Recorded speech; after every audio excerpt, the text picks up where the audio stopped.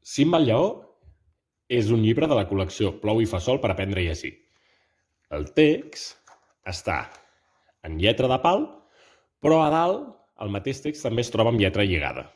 Això és perfecte pels nanos que comencen a llegir, perquè o bé alguns poden llegir amb lletra de pal si estan més còmodes i després passar a la lletra lligada, o bé una mateixa classe pot llegir sempre el mateix text i en funció de l'evolució lectora del nen, doncs utilitzarà una lletra o altra.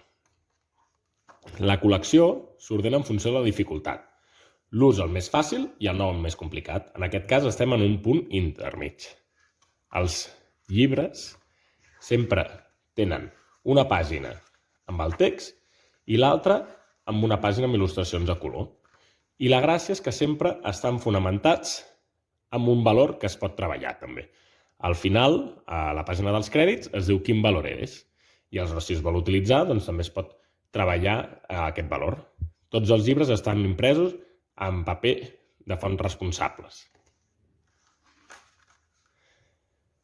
L'activitat de Simba el lleó és un contacontes. L'escriptor, que de fet també és l'editor d'Edicions del Pirata, fa un contacontes, explica com es fa el conte i porta il·lustracions per a pintar.